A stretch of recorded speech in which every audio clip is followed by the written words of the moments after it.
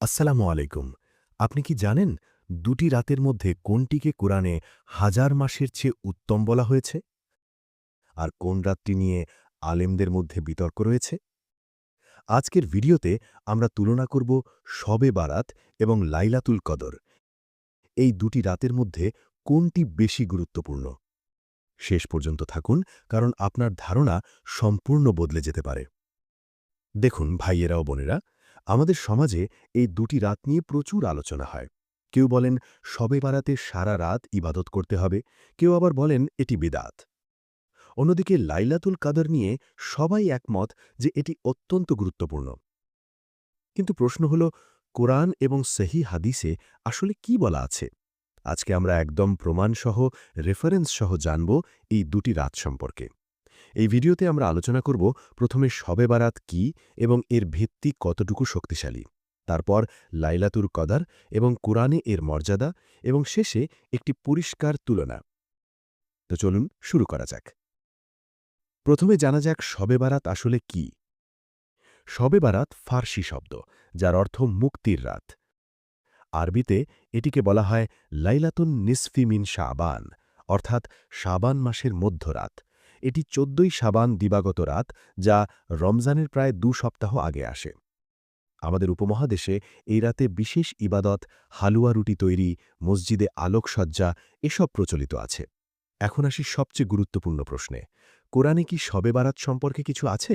সরাসরি উত্তর হল, কোরআনে শবে বারাত নামে কোনো রাতের উল্লেখ নেই। অনেকে সূরা দুখানের ৩-৪ নম্বর আয়াত রেফারেন্স দেন যে নিশ্চয়ই আমি এটি নাজিল করেছি এক বরকতময় রাতে। নিশ্চয়ই আমি সতর্ককারী। সেই রাতে প্রতিটি প্রজ্ঞাপূর্ণ বিষয় স্থির করা হয়। কিন্তু বড় প্রশ্ন, এই বরকতময় রাত কোনটি? তাফসিরবিদদের মতে, বিশেষত ইবনে আব্বাস রাদিয়াল্লাহু আনহু-এর ব্যাখ্যা অনুযায়ী এটি হল লাইলাতুল কদর, শবে বারাত নয়। কারণ কোরআন রমজান মাসে নাজিল হয়েছে, যা সূরা বাকারায় স্পষ্ট বলা আছে, শাবান মাসে নয়। এবার আসি হাদিসের দিকে। শাবান মাসের মধ্যরাত সম্পর্কে কিছু হাদিস পাওয়া যায়। আয়েশা রাদিয়াল্লাহু আনহা বর্ণিত একটি হাদিসে আছে যে নবীজি এই রাতে কবরস্থানে গিয়ে দোয়া করেছিলেন। তিরমিজি, ইবনে মাজা। আলী রাদিয়াল্লাহু আনহু থেকে বর্ণিত হাদিসে আছে যে এই রাতে আল্লাহ তাআলা ক্ষমা করেন। ইবনে মাজা। কিন্তু এখানে সমস্যা কি? মুহাদ্দিসিনদের মতে এই হাদিসগুলোর সনদ দুর্বল। ইমাম বুখারী এবং ইমাম মুসলিম তাদের সাহিহ গ্রন্থে এই হাদিসগুলো সংকলন করেননি। শাইখ আলবানী রাহিমাহুল্লাহ এবং অনেক আধুনিক মুহাদ্দিস এই হাদিসগুলোকে জঈফ বা দুর্বল বলেছেন। তবে কিছু আলেম বলেন, যদিও সনদ দুর্বল, তবুও এই রাতে ইবাদত করা যেতে পারে, তবে বিশেষ কোনো আচার অনুষ্ঠান করা যাবে না। আমাদের সমাজে যেভাবে শবে বারাত পালন করা হয়, সারা রাত মসজিদে আলোকসজ্জা, হালুয়া রুটির বিশেষ আয়োজন, আতশবাজি, বিশেষ নামাজের নিয়ম, এসবের কোনো ভিত্তি সহিহ হাদিসে নেই। বড় সমস্যা হল, অনেকে এই রাতকে লাইলাতুল কদরের সমান বা তার চেয়েও বেশি গুরুত্ব দিয়ে ফেলেন, যা সম্পূর্ণ ভুল। যদি কেউ ব্যক্তিগতভাবে এই রাতে নফল ইবাদত করতে চান, কোনো সমস্যা নেই। কিন্তু এটিকে ফরজ বা সুন্নাতের মতো মনে করা বা বিশেষ আচার অনুষ্ঠান করা, এটি ইসলামে নেই।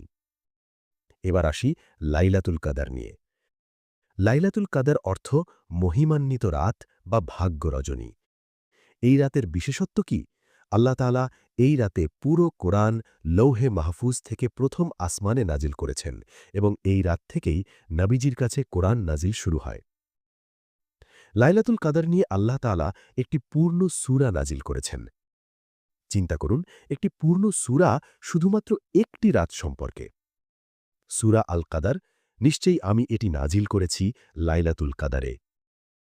আপনি কি জানেন লাইলাতুল কদর কি? লাইলাতুল কদর হাজার মাসের চেয়ে উত্তম।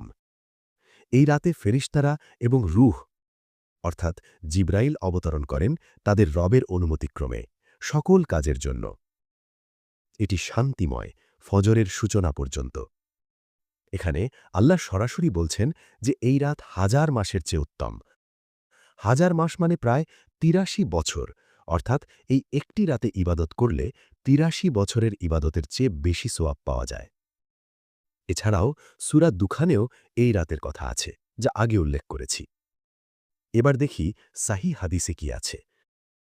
বুখারী এবং মুসলিম শরীফে আবু হুরায়রা রাদিয়াল্লাহু আনহু থেকে বর্ণিত, যে ব্যক্তি ঈমান এবং সাওয়াবের আশায় লাইলাতুল কদরে দাঁড়াবে, অর্থাৎ ইবাদত করবে, তার পূর্ববর্তী সকল গুনাহ মাফ করে দেওয়া হবে।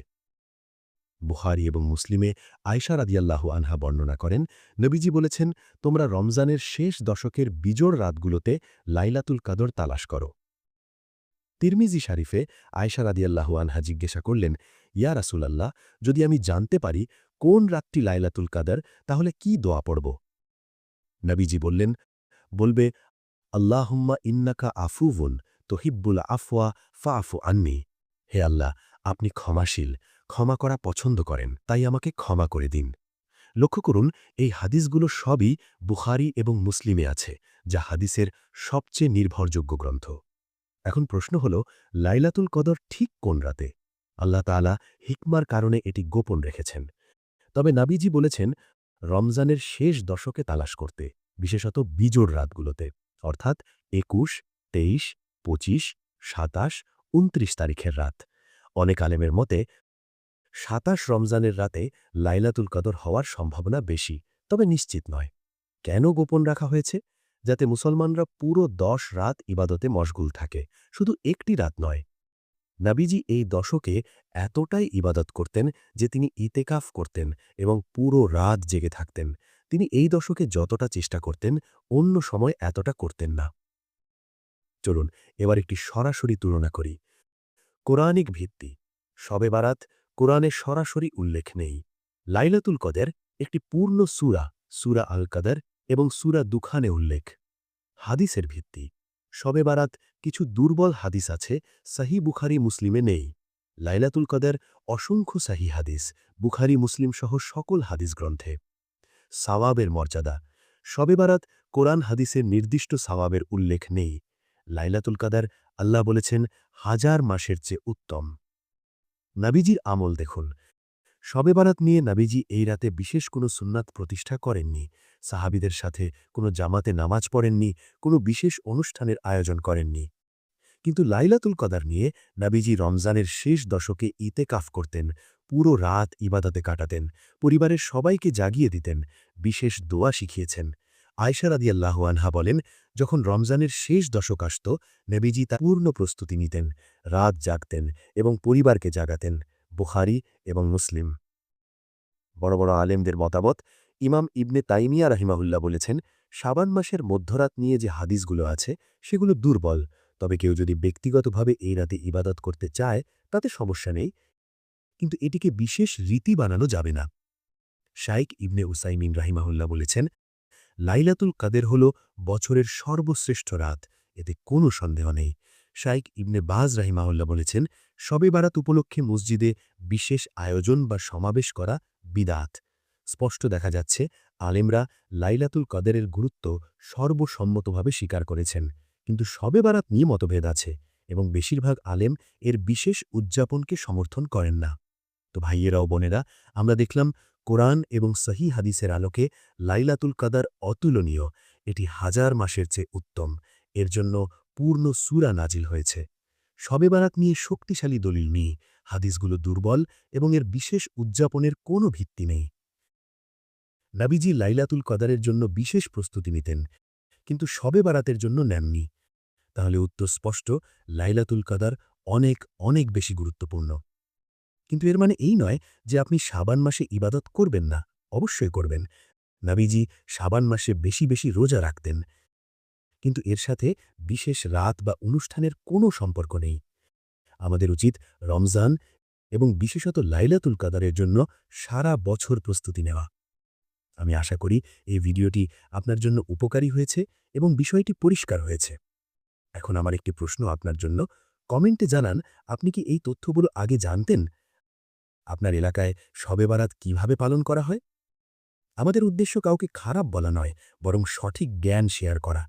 তাই এই ভিডিওটি আপনার বন্ধু পরিবারের সাথে শেয়ার করুন, যাতে সবাই সঠিক তথ্য জানতে পারে। আর যদি এই ধরনের ইসলামিক জ্ঞান নিয়মিত পেতে চান, তাহলে চ্যানেলটি সাবস্ক্রাইব করুন এবং ঘন্টা আইকনে ক্লিক করে নোটিফিকেশন অন করে রাখুন। পরবর্তী ভিডিওতে আমরা আলোচনা করব রমজানে লাইলাতুল কদর কিভাবে কাটাবেন, যা আপনার জন্য খুবই গুরুত্বপূর্ণ হবে। আল্লাহ হাফেজ, খোদা হাফেজ। আসসালামু আলাইকুম ওয়া রাহমাতুল্লাহ।